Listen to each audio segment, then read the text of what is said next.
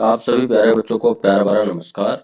RKC first grade exam के अंतर्गत जो जनरल साइंस है उसमें कल की क्लास में हमने ऊतक कंप्लीट कर लिया था और एक टॉपिक हमारा फर्स्ट ग्रेड में दे रखा है हमारा पर्यावरण।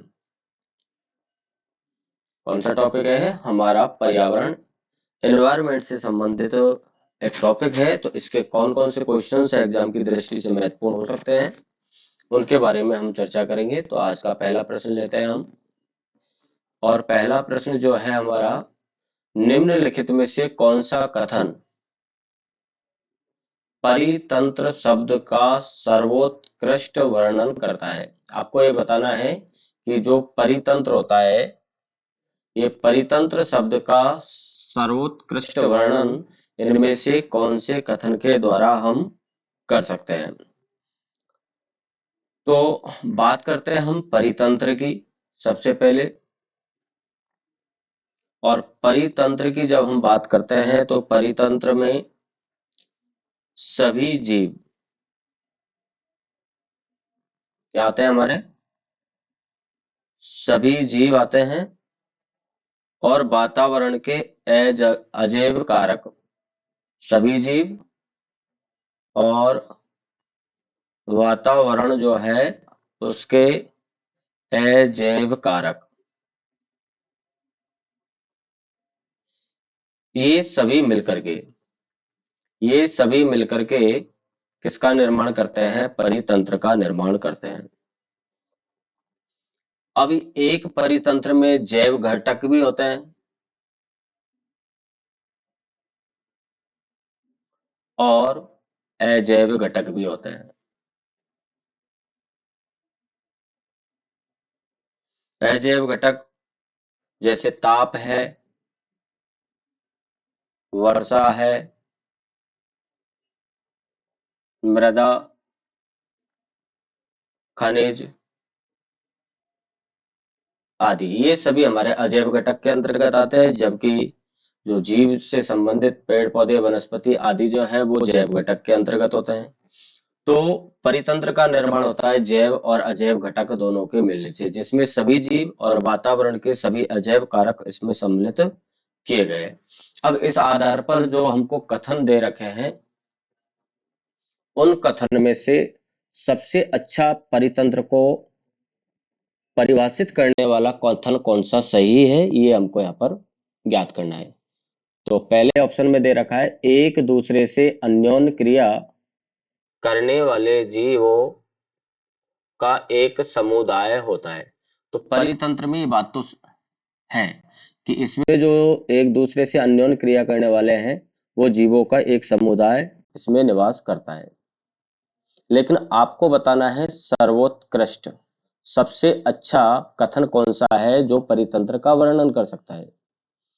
दूसरे ऑप्शन में दे रखा है, पृथ्वी का वह भाग जो सजीव जीवों द्वारा आवसित होता है। तो सजीव जीवों के द्वारा आवसित रहता है तो जैव घटक के अतिरिक्त अजैव घटक भी तो होते हैं। तो ये कथन भी एकदम सही नहीं माना, सही तो है लेकिन एकदम करेक्ट तो नहीं माना। अगला है कि जीवों में, ये लिखा हुआ है जीव, जीवों का समुदाय और साथ ही वह पर्यावरण जिसमें वो रहते हैं। जितने भी जीव है उन सब का समुदाय और वो पर्यावरण में रहते हैं। चौथा है, किसी भौगोलिक क्षेत्र के वनस्पति जात और प्राणी जात। तो अब हमको परितंत्र का मतलब है, परि का मतलब होता है चारों ओर। अब चारों ओर घेरे हुए जीवों का समुदाय, तो वो पूरा उसको आवृत करने वाला आवरण जिसमें जैव और अजैव सभी कारक सम्मिलित हो जाते हैं, उसी को तो हम परितंत्र बोलते हैं। तो यह तीसरा जो ऑप्शन है इस प्रश्न का सबसे अच्छा वर्णन करने वाला कथन है। तो इस प्रश्न का सही आंसर जो जाएगा वो ऑप्शन नंबर सी जाएगा, क्योंकि जीवों का जो समुदाय और साथ ही वह पर्यावरण जिसमें वो रहते हैं उसी को हम क्या बोलते हैं? परितंत्र कह सकते हैं। तो ऑप्शन नंबर सी जो है वो इस प्रश्न का सबसे अच्छा उदाहरण बनेगा, वर्णन करने वाला कथन होगा। तो इस प्रश्न का सही आंसर होगा ऑप्शन नंबर सी। अगले क्वेश्चन की ओर चलते हैं और अगले क्वेश्चन में है निम्नलिखित में से कौन से प्राकृतिक परितंत्र के उदाहरण हैं। आपको ये बताना है प्राकृतिक परितंत्र के उदाहरण। अब परितंत्र जो है वो दो तरीके का होता है, एक होता है प्राकृतिक और एक होता है कृत्रिम। एक तो कैसा होता है प्राकृतिक और दूसरा कौन सा होता है कृत्रिम। तो कृत्रिम परितंत्र जो है उसको हम निर्मित करते हैं, जबकि प्राकृतिक परितंत्र जो होता है वो प्रकृति प्रदत्त होता है। तो यहाँ अगर ऑप्शंस की बात हम करें तो देखो तालाब दे रखा है, खेत दे रखा है, झील दे रखा है और बगीचा दे रखा है। तो इनमें आप देखिएगा कि बगीचा हम लगाते हैं, तो बगीचा जो है वो परितंत्र कौन सा रहेगा, कृत्रिम परितंत्र का उदाहरण है। और इसके अलावा यदि हम बात करें तो खेत, ये भी मानव निर्मित होता है। तो बगीचा और खेत दोनों ही मानव निर्मित तंत्र है। कौन से तंत्र है, मानव निर्मित तंत्र। वही मानव के द्वारा बगीचा भी लगाया जाता है और खेती भी की जाती है। तो ये आपके कृत्रिम परितंत्र के अंतर्गत आता है। और यदि हम तालाब की बात करें या झील, तो तालाब और झील ये आपके प्राकृतिक परितंत्र के अंतर्गत आते हैं। जैसे वन हो गया, जंगल, वो भी आपका प्राकृतिक परितंत्र है। तालाब है, झील है, ये सभी आपके किसके अंतर्गत आते हैं, प्राकृतिक परितंत्र के अंतर्गत आते हैं। तो यहाँ आपसे पूछा है प्राकृतिक परितंत्र के उदाहरण। तो प्राकृतिक परितंत्र का उदाहरण कौन हो गया, एक तो हो गया आपका तालाब और एक हो गया झील। मतलब ऑप्शन नंबर 1 और 2। तो इस आधार पर आपका सही आंसर जो रहेगा वो रहेगा ऑप्शन नंबर सी। इस प्रश्न का आंसर क्या रहेगा, सी। अगर आपसे पूछता कृत्रिम परितंत्र का उदाहरण है, तब आपका बगीचा और खेत, मतलब 3 और ऑप्शन नंबर 4 यहाँ पर करेक्ट होता है। तो 3 4 तो दे ही नहीं रखा है, 1 2 दे रखा है, तो कौन सा आंसर हो गया आपका ऑप्शन नंबर सी। तो ये दूसरा क्वेश्चन हमारा यहाँ पर कंप्लीट होता है। अगले क्वेश्चन की ओर चलते हैं, क्वेश्चन नंबर 3। क्वेश्चन नंबर 3 क्या कह रहा है, क्वेश्चन नंबर 3 कह रहा है कि उत्पादकों के संबंध में, उत्पादक जो होते हैं उनके संबंध में नीचे दिए गए कथनों पर विचार करना है। अब दो चीजें होती है भाई, एक तो होते हैं उत्पादक, एक तो क्या होते हैं उत्पादक, और एक होते हैं उपभोक्ता, जो उपभोग करते हैं। तो यदि हम उत्पादक और उपभोक्ता की बात करें, तो यहाँ आपको जो कथन दे रखे हैं कि ये सूर्य के प्रकाश और क्लोरोफिल की उपस्थिति में अकार्बनिक पदार्थ से कार्बनिक पदार्थों का निर्माण करते हैं। तो ये बात एकदम सही है, क्योंकि पेड़ पौधे जो होते हैं और पेड़ पौधों में क्लोरोफिल वर्णक होता है, और ये क्लोरोफिल वर्णक जो है वो प्रकाश संश्लेषण प्रक्रिया में भाग लेता है, और पेड़ पौधे प्रकाश संश्लेषण के द्वारा भोजन का निर्माण करते हैं। तो प्रकाश संश्लेषण की क्लोरोफिल की उपस्थिति में और इस प्रक्रिया के फलस्वरूप प्रकाश एवं क्लोरोफिल की उपस्थिति में ये अकार्बनिक पदार्थ को किसमें कन्वर्ट कर देते हैं, कार्बनिक पदार्थों में परिवर्तित कर देते हैं। जैसे शर्करा का निर्माण कर सकते हैं ये, और मंड का निर्माण करते हैं। तो पेड़ पौधे उत्पादक की श्रेणी में हो गए, ये प्रकाश और क्लोरोफिल वर्णक की उपस्थिति में प्रकाश संश्लेषण की क्रिया करते हैं, जिसके फलस्वरूप अकार्बनिक पदार्थों से क्या बना लेते हैं, कार्बनिक पदार्थ जैसे शर्करा और मंड का निर्माण, जो भोजन के आवश्यक घटक होते हैं। तो उत्पादक के कथन में ये पहला जो कथन है आपका, वो एकदम सही है। यहाँ पर भाई पहला कथन तो सही है कि ये सूर्य के प्रकाश व क्लोरोफिल की उपस्थिति में अकार्बनिक पदार्थों से क्या कर लेते हैं, कार्बनिक पदार्थों का निर्माण कर लेते हैं। दूसरे कथन में हरे पौधे एवं नील हरित शैवाल इसी वर्ग के अंतर्गत आते हैं। तो यदि हम बात करें तो जो आपके हरे पौधे होते हैं जिनमें क्लोरोफिल वर्णक होता है, और नील हरित शैवाल ये भी इसी वर्ग के अंतर्गत आते हैं, उत्पादक के अंतर्गत। तो यहाँ कौन सा कथन सत्य है ये बताना है। इसका मतलब यहाँ पर पहला कथन भी सही है और दूसरा कथन भी सही है। तो इस आधार पर इस प्रश्न का आंसर रहेगा ऑप्शन नंबर सी, 1 और 2, पहला और दूसरा दोनों ही कथन यहाँ पर सही है कि सूर्य के प्रकाश व क्लोरोफिल की उपस्थिति में अकार्बनिक पदार्थ से कार्बनिक पदार्थों का ये निर्माण करते हैं, कौन, उत्पादक। और हरे पौधे व नील हरे शैवाल इसी वर्ग के अंतर्गत आते हैं। और उपभोक्ता वो होते हैं जीव, जो पेड़ पौधे वनस्पति से अपना भोजन को प्राप्त करते हैं या दूसरे से जो भोजन प्राप्त करते हैं उनको क्या बोलते हैं, हम उपभोक्ता बोलते हैं। तो ये क्वेश्चन नंबर 3 हमारा कंप्लीट होता है। अब क्वेश्चन नंबर 4, क्वेश्चन नंबर 4 है परितंत्र में खाद्य श्रृंखलाओं के संदर्भ में निम्न में से किस प्रकार के जीव अपघटक जीव कहलाते हैं। आपको बताने अपघटक जीव। अब खाद्य श्रृंखला की जब हम बात करते हैं तो खाद्य श्रृंखला में क्या होता है, एक जीव से दूसरा जीव भोजन प्राप्त करता है, दूसरे से तीसरा, तीसरे से चौथा। तो इस तरीके से एक श्रृंखला का निर्माण होता है जिसे हम बोलते हैं खाद्य श्रृंखला। तो परितंत्र के अंतर्गत जो हमारा चारों ओर का परितंत्र है, इसमें विभिन्न प्रकार के जीव जंतु वनस्पति रहते हैं, सूक्ष्म जीवाणु रहते हैं, और सब एक से दूसरे पर डिपेंडेंट रहते हैं। तो ये खाद्य श्रृंखला का निर्माण करते हैं।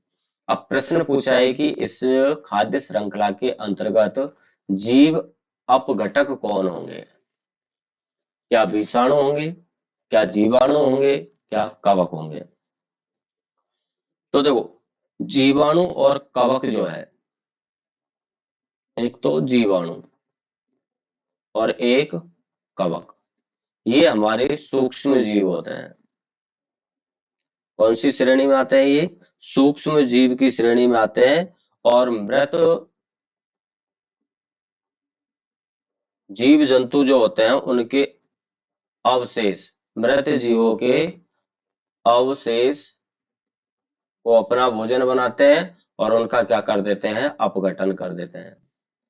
तो मृत जीव या अवशेष जो पदार्थ होते हैं उनके अपघटन का मुख्य कार्य किसका होता है, बैक्टीरिया, जीवाणु और कवक का, फंजाई, जिसको अपन फंजाई बोलते हैं, कवक को फंजाई बोलते हैं, और जीवाणु के द्वारा ये काम किया जाता है जीव अपघटक का। इसलिए जीवाणु और कवक तो आपके क्या है, जीव अपघटक है। क्या है ये, जीव अपघटक है। और ये जटिल कार्बनिक पदार्थों का विघटन करके उनको सरल कार्बनिक पदार्थों में परिवर्तित करने का काम करते हैं। जटिल कार्बनिक पदार्थ का विघटन करके क्या कर देते हैं, उनको सरल कार्बनिक पदार्थों में अपघटित करने का काम होता है। तो यहां पर इस आधार पर जीवाणु और कवक जो है वो जीव अपघटक है खाद्य श्रृंखला के अंतर्गत। तो इस आधार पर ऑप्शन नंबर 2 और 3 आपका सही होना चाहिए, और 2 और 3 आपका दे रखा है ऑप्शन नंबर बी में। तो इस प्रश्न का आंसर हो जाएगा ऑप्शन नंबर बी। बात समझ में आ गई? ओके, अगला क्वेश्चन देखते हैं, क्वेश्चन नंबर 5। परितंत्र में खाद्य श्रृंखलाएं या जिसे आहार श्रृंखला बोलते हैं उसके संदर्भ में निम्न कथनों पर विचार करना है। तो वही परितंत्र के खाद्य श्रृंखला की बात की जा रही है इसके अंतर्गत, और आपको कथन दे रखे हैं कि खाद्य श्रृंखला के अंतर्गत पर्यावरण के विभिन्न घटकों के बीच ऊर्जा का प्रवाह होता है। क्या ये कथन सही है क्या? तो जैसा कि आपको बताया, खाद्य श्रृंखला के अंतर्गत एक जीव दूसरे जीव से अपना भोजन को प्राप्त करता है तो उसमें ऊर्जा का स्थानांतरण होता है। वो क्या करते हैं? ऊर्जा का प्रवाह करते हैं। तो इनके बीच में क्या होता है? ऊर्जा का प्रवाह होता है, और ऊर्जा का प्रवाह होता है, इसका मतलब पहला कथन तो आपका सही है। दूसरा कथन, खाद्य श्रृंखला उस प्रत्येक जीव की संख्याओं का जो दूसरे के द्वारा खाई जाती है का प्रदर्शन करते हैं। तो ये बात तो सही नहीं है भाई। प्रत्येक जीव, यहाँ पर देखो, खाद्य श्रृंखला उस प्रत्येक जीव की संख्याओं का जो दूसरे के द्वारा खाई जाती है, जरूरी नहीं है। खाद्य श्रृंखला में एक जीव पर अन्य कोई दूसरा जीव भी आश्रित हो सकता है, ये इस पे भी आश्रित हो सकता है और ये इस पर भी आश्रित हो सकता है। तो प्रत्येक जीव की संख्याओं का दूसरे के द्वारा खाई जाती है का प्रदर्शन करता है, ऐसा खाद्य श्रृंखला में नहीं होता है। तो दूसरा कथन यहाँ पर गलत होगा। तो सही आंसर इसका जाएगा ऑप्शन नंबर ए, केवल पहला कथन इसमें सही है, दूसरा कथन इसकी सही पुष्टि नहीं करता है। अगला क्वेश्चन की बात कर लेते हैं हम, क्वेश्चन नंबर 6।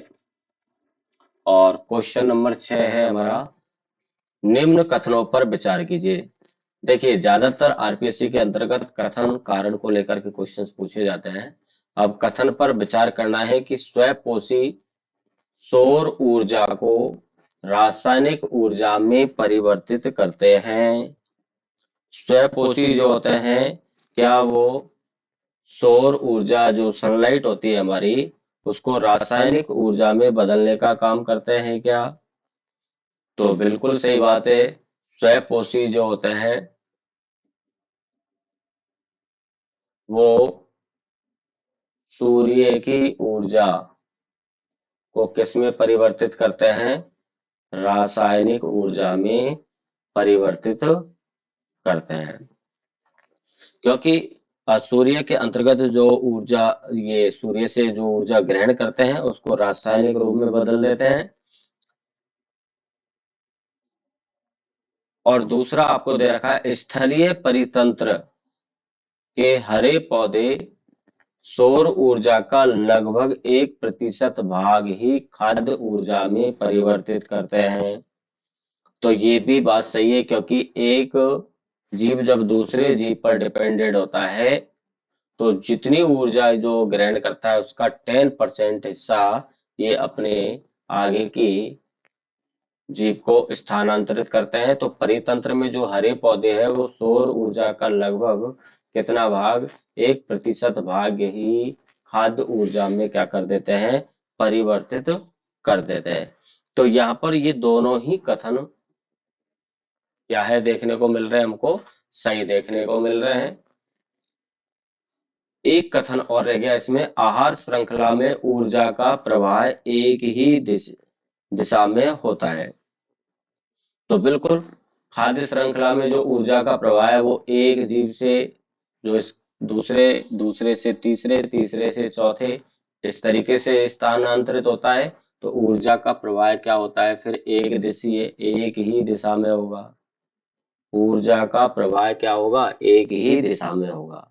तो यहाँ दूसरा कथन भी हमारा क्या निकलता है? सही। तो पहला कथन, स्वपोषी सौर ऊर्जा को क्या करते हैं? रासायनिक ऊर्जा में। स्वपोषी जो ये वो होते हैं वो प्रकाश ऊर्जा बोल सकते हो उसको, सौर ऊर्जा बोल सकते हो उसको, किस में कन्वर्ट कर देता है? रासायनिक ऊर्जा में। दूसरा, आहार श्रृंखला में ऊर्जा का प्रवाह क्या होता है? एक ही दिशा में होता है। और हरे पौधे सौर ऊर्जा का लगभग 1% भाग ही खाद्य ऊर्जा में क्या करते हैं? परिवर्तित करते रहते हैं। तो यहाँ सभी कथन एकदम सही है, और इस आधार पर इस क्वेश्चन का सही आंसर होगा ऑप्शन नंबर डी, उपरोक्त सभी। क्वेश्चन नंबर 6 का सही आंसर होगा उपरोक्त सभी। अगला क्वेश्चन, एक उपभोक्ता स्तर से दूसरे उपभोक्ता स्तर में, जैसे ये एक उपभोग और इससे दूसरे उपभोक्ता में जैव मात्रा का कितना प्रतिशत भाग स्थानांतरित होता है। तो अभी आपको बताया था, एक उपभोक्ता से दूसरे उपभोक्ता में, दूसरे से तीसरे में जब ये जाते हैं तो ये 10%, 10% भाग को क्या करते हैं, स्थानांतरित करते हैं।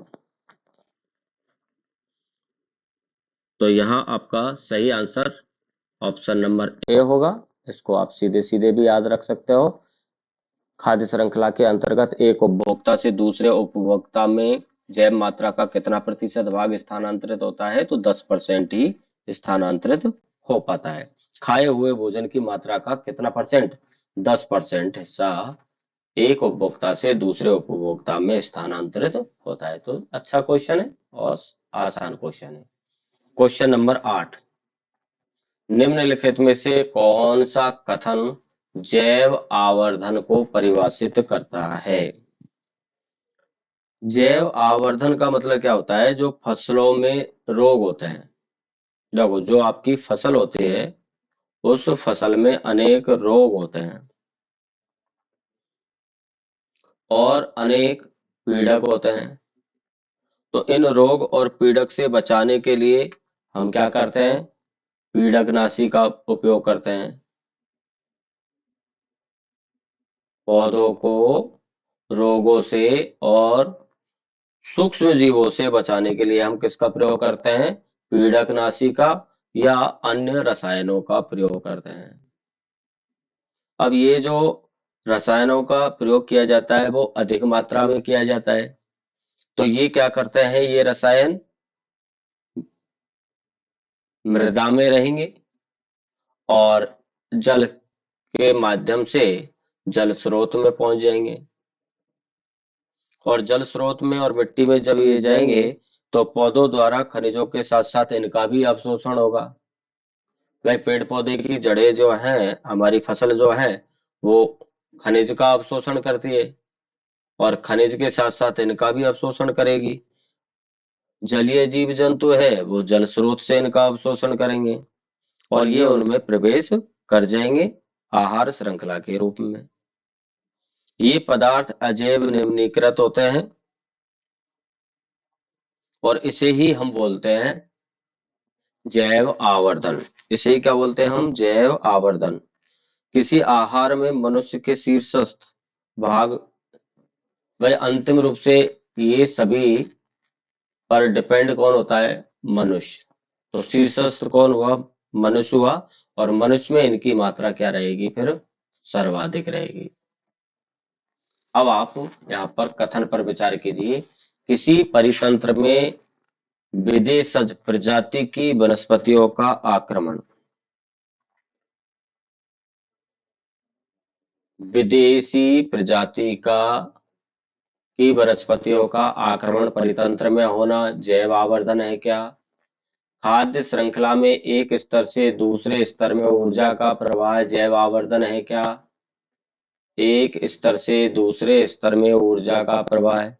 तीसरा दे रखा है, खाद्य श्रृंखला में एक स्तर से दूसरे स्तर में हानिकारक जैव रसायनों का संकेंद्रण। तो फसलों को रोग और पीड़कनाशियों से बचाने के लिए पीड़कनाशी रसायनों का प्रयोग करते हैं। ये मृदा और जल स्रोत में पहुंच जाते हैं। पेड़ पौधे खनिज पदार्थों के साथ इनका अवशोषण कर लेते हैं। जलीय जीव जंतु, जलीय वनस्पति इनका अवशोषण कर लेती है और अंतिम स्रोत कौन होता है, मनुष्य। तो मनुष्य में इनकी मात्रा पहुंच जाती है। तो इसी को क्या बोलते हैं, हम जैव आवर्धन बोलते हैं। तो सी ऑप्शन यहाँ पर सही आ रहा है। और डी में क्या दे रखा है, किसी परितंत्र में उसकी उत्पादकता बढ़ाने के वाले तत्वों की कमी। तो ये बात तो सही नहीं है। तो सबसे सही करेक्ट आंसर जो रहेगा जैव आवर्धन क्या है? तो जैव आवर्धन को सही परिभाषित कर रहा है खाद्य श्रृंखला में एक स्तर से दूसरे स्तर में हानिकारक जैव रसायनों का संकेंद्रण ही क्या कहलाता है? जैव आवर्धन कहलाता है। अतः इस प्रश्न का सही आंसर होगा ऑप्शन नंबर सी। बात समझ गई? जैव आवर्धन की जब बात हो रही है तो जैव आवर्धन का मतलब क्या हो गया? जैव आवर्धन का मतलब हो गया फसलों को रोगों से कीटों से बचाने के लिए जो कीटनाशी रसायनों का प्रयोग किया जाता है, ये मृदा में मिल जाते हैं और जल स्रोत में पहुंच जाते हैं। जहां मृदा के में खनिजों का अवशोषण होता है तो ये वनस्पति इनको ग्रहण कर लेती है और ये खाद्य श्रृंखला के रूप में कहाँ पहुंच जाते हैं? मनुष्य में भी पहुंच जाते हैं। तो मनुष्य में जाकर के इनकी मात्रा अधिक हो जाती है। इसी प्रक्रिया को क्या बोलते हैं हम? जैव आवर्धन बोलते हैं। तो एक स्तर से दूसरे स्तर में हानिकारक जैव रसायनों का संकेंद्रण ही क्या कहलाता है? जैव आवर्धन कहलाता है। एक इंपॉर्टेंट क्वेश्चन यहाँ पर निकल जाता है। अब अगले क्वेश्चन की बात कर लेते हैं और अगला क्वेश्चन है कि ओजोन परत के संदर्भ में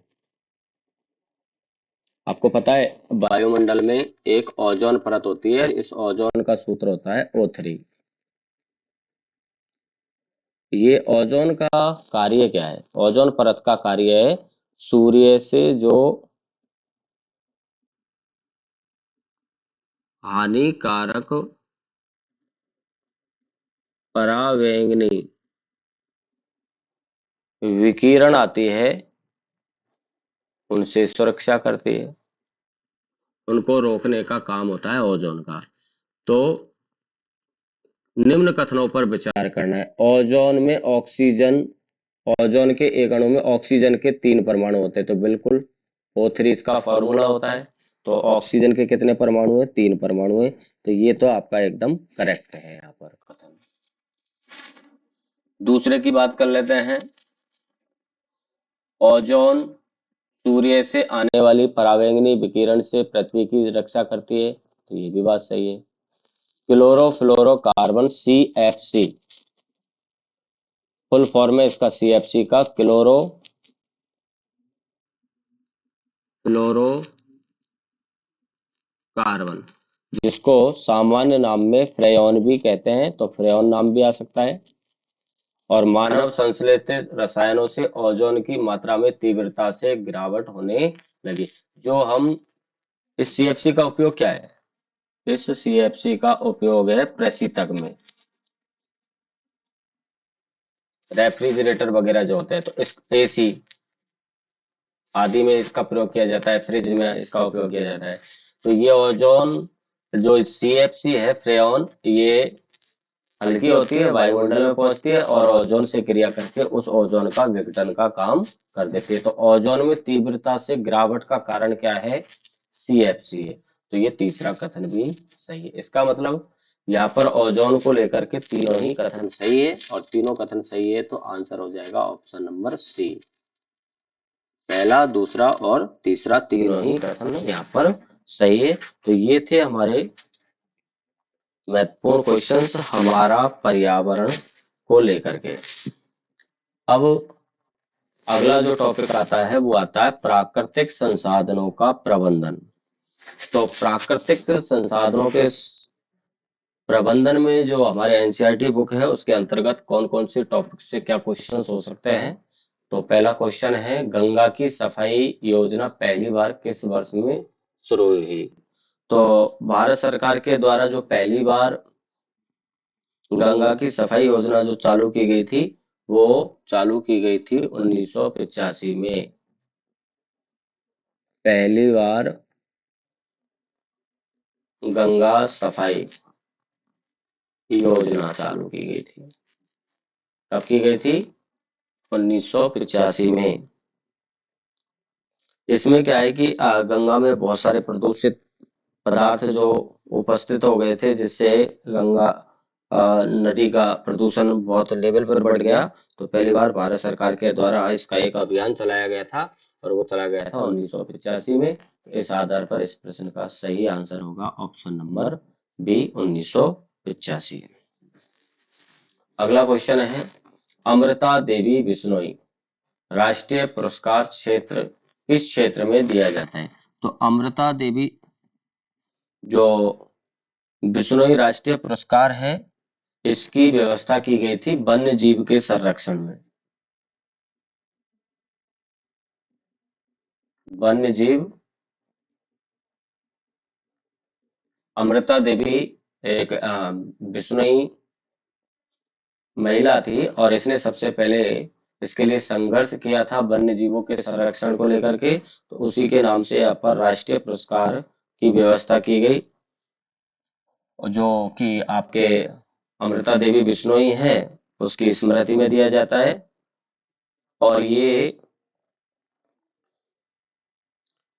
खेजराली गांव था, एक खेजराली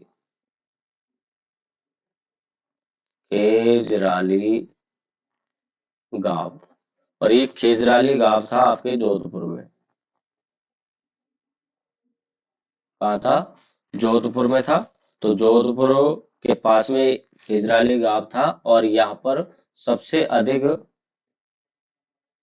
खेजड़ी के वृक्ष थे, और इन खेजड़ी के वृक्षों को बचाने के लिए, इनकी रक्षा करने के लिए, क्योंकि इनको काटा जा रहा था, तो लगभग 363 लोग अमृता देवी के साथ थे, और इन्होंने 363 लोगों के साथ अमृता देवी बिश्नोई ने अपना बलिदान दे दिया था इन खेजड़ी वृक्षों को बचाने के लिए। और इसी पर भारत सरकार के द्वारा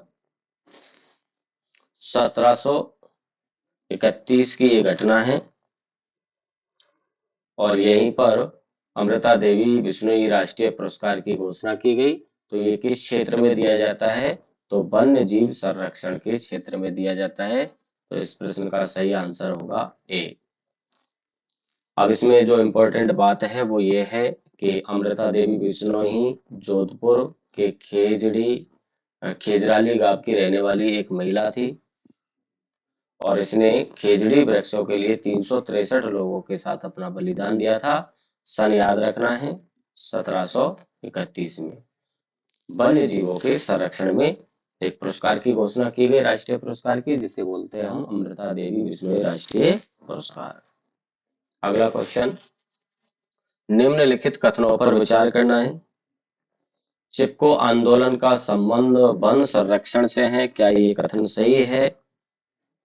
तो बिल्कुल, अमृता देवी वन संरक्षण के लिए चिपको आंदोलन, क्योंकि ये महिलाएं खेजड़ेली वृक्ष के साथ चिपक गई थी और उनके साथ उनको काट दिया गया था। तो चिपको आंदोलन जो है वो चिपको आंदोलन का संबंध जो है वो वन संरक्षण से है, तो एकदम सही बात है। दूसरा, चिपको आंदोलन की शुरुआत हिमाचल प्रदेश से हुई थी, ये कथन यहाँ पर गलत है, क्योंकि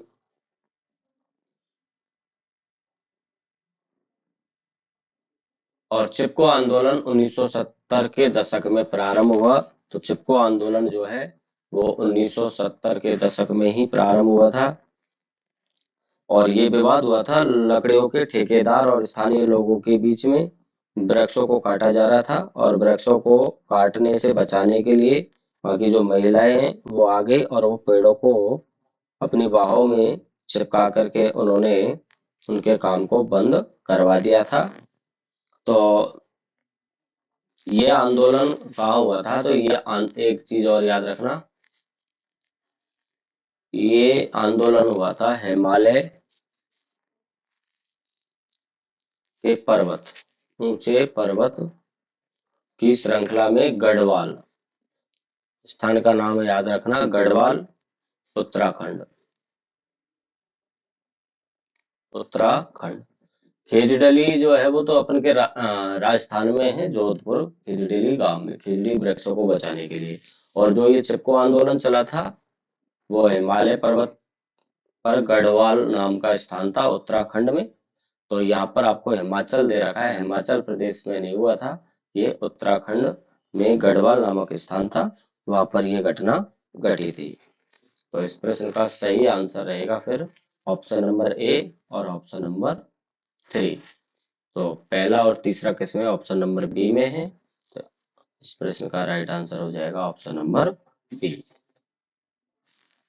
अगला क्वेश्चन है, सूची एक को सूची दो में दिए गए कूटों के सही क्रम में आपको जमाना है। एक तरफ दे रखा है संग्रहण की पद्धति और एक तरफ दे रखा है संबंधित राज्य।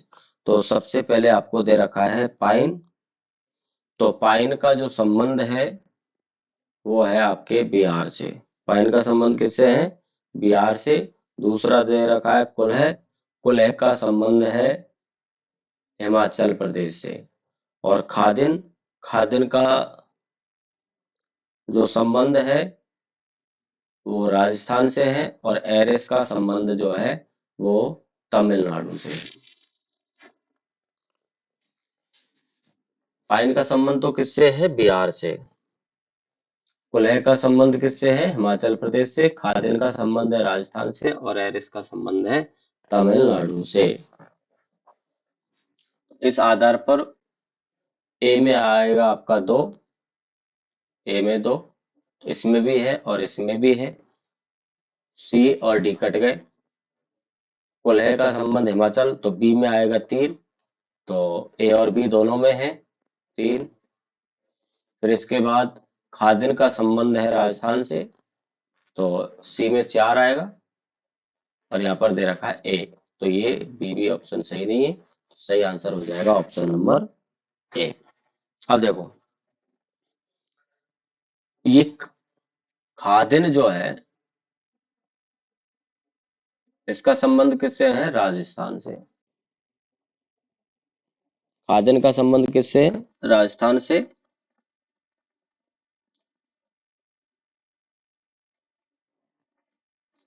और बड़े पात्र जो होते हैं उनको कहा जाता है बड़े पात्र।